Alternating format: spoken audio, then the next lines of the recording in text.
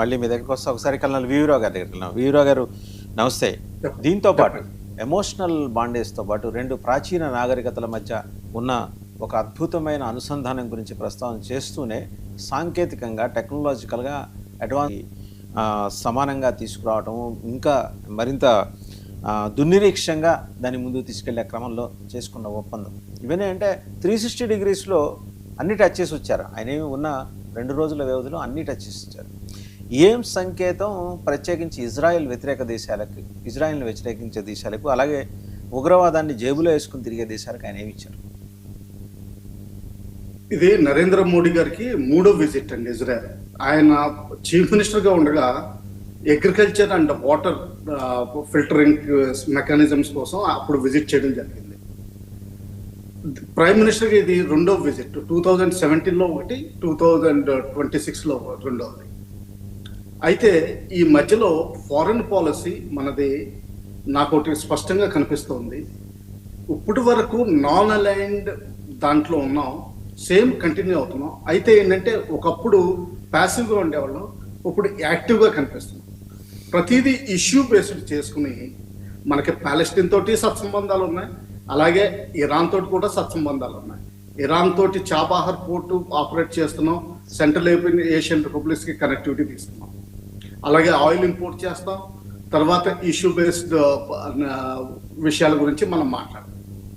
ఇప్పుడు ప్యాలెస్టైన్ గురించి కూడా ఎప్పటి నుంచో 1948 నుంచి కూడా 2 స్టేట్ తిరిగి మాట్లాడుతున్నాం, అది కూడా అబెండన్ చేయలేదు.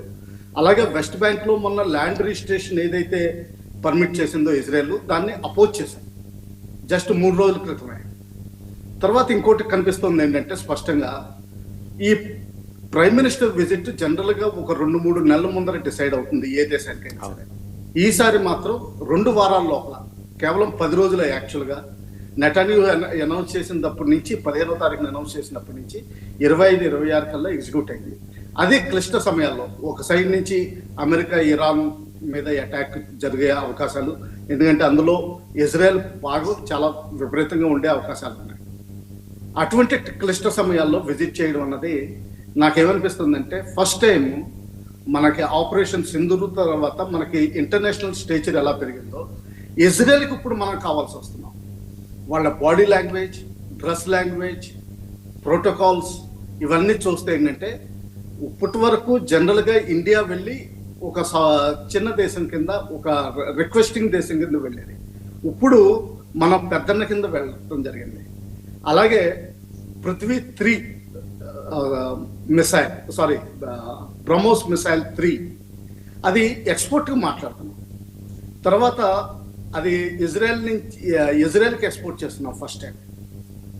జనరల్గా మనం ఇజ్రాయెల్కి ఎక్స్పోర్ట్ చేసి మిలిటరీ ఇంకా చాలా రీసెర్చ్ చేయాల్సి ఉంది. మనం వాళ్ళ సైడ్ నుంచి ఇన్వెస్ట్మెంట్ అడుగుతున్నాం. అలాగే బహుశా ఎలక్ట్రానిక్స్, క్రిప్టోగ్రఫీ, తర్వాత ఆర్టిఫిషియల్ ఇంటెలిజెన్స్, సైబర్ వార్ఫేర్, వీటిలో ఇన్పుట్స్ చాలా అడుగుతున్నాం. అంటే ఏంటంటే basically joint development, joint collaboration, production, ఇటువంటి అవకాశాలు కూడా చాలా ఎక్కువ కనిపిస్తున్నాయి. ఎస్పెషల్లీ బ్రహ్మోస్ 3లో. ఎందుకంటే రేంజ్ పెరిగే కొద్ది 800 కిలోమీటర్స్ రేంజ్ అంటున్నారు, ఇప్పుడు వరకు ఉన్న 250 కిలోమీటర్స్ రేంజ్కి. యాక్యురసీ తగ్గిపోతుంది. యాక్యురసీ పెంచడానికి చాలా హైయెస్ట్ ఎలక్ట్రానిక్ ఫోకస్ కావాలి. అది ఇజ్రాయెల్ నుంచి మనకు వచ్చే అవకాశాలు ఉన్నాయి. తర్వాత మూడోది ఒకటి కనిపిస్తుంది ఏంటంటే deepening of Israel Indo relations.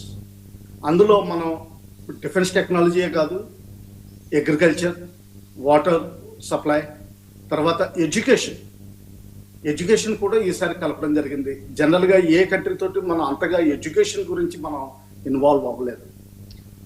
ఈ విధంగా చూస్తే ఏంటంటే మనం నాన్ అలైన్డ్ దృక్పథం మనం సెంటర్లో పెట్టుకునే యాక్టివ్గా ఇష్యూ బేస్డ్ డీలింగ్స్ మొదలుపెట్టాం.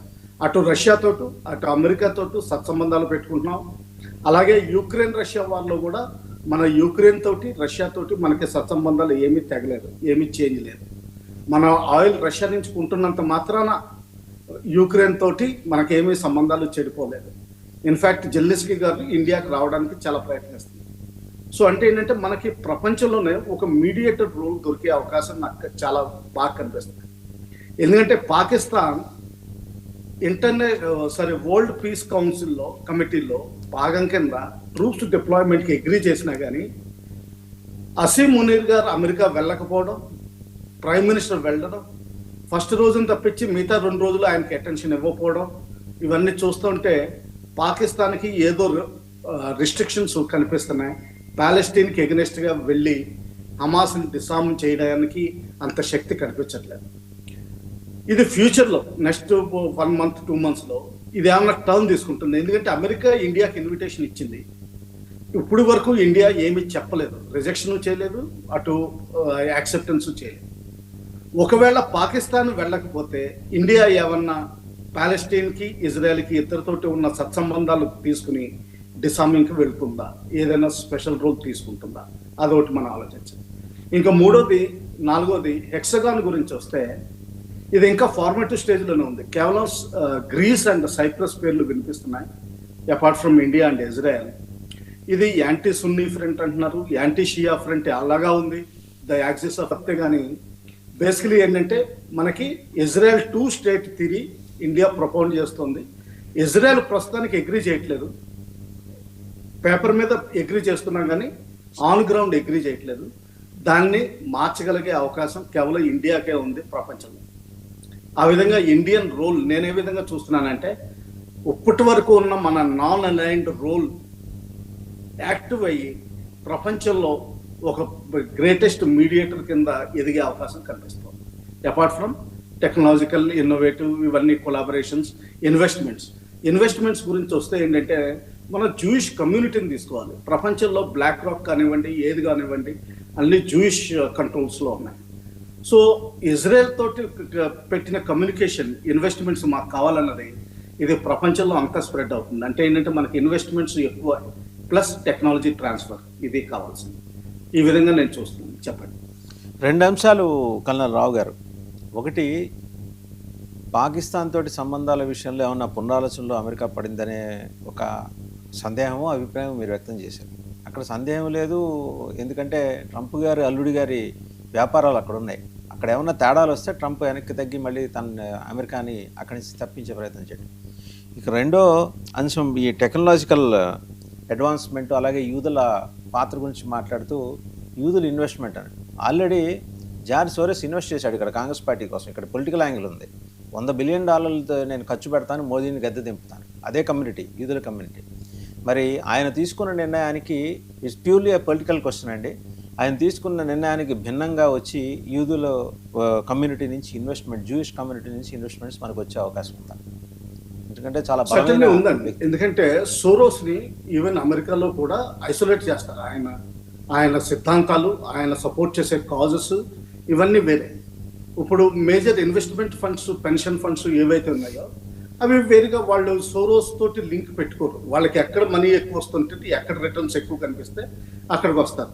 సో ఆ విధంగా ఏంజల్ ఇన్వెస్టర్స్ కింద చూసుకుంటే ఇండియాలో మ్యాక్సిమం ఆపర్చునిటీస్, లాజిస్టిక్స్ చైన్ కానివ్వండి, ప్రొడక్షన్ కానివ్వండి, వాళ్ళకి కనిపిస్తుంది ఈరోజు.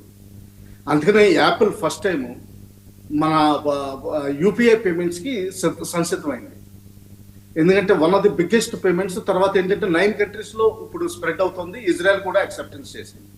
అంటే ఏంటంటే ఎక్కడ రిటర్న్స్ వస్తే వాళ్ళు అక్కడ చూసుకుంటారు తప్పితే కానీ లెఫ్టిస్ట్ సిద్ధాంతాలు, రైటిస్ట్ సిద్ధాంతాలు, అల్ట్రా రైటిస్టో లెఫ్టిస్టు అన్నది పట్టించుకోరు. ఆ జార్జ్ సోరోస్ ఆయనకు ఫండ్స్ ఉన్నాయి కాబట్టి ఆయన చేసుకుంటూ పోతాడు. కానీ మిగతా వాళ్ళు మాత్రం ఇన్వెస్ట్మెంట్స్ వచ్చే అవకాశాలు నాకు కనిపిస్తుంది. చెప్పండి. రైట్. మనతో పాటు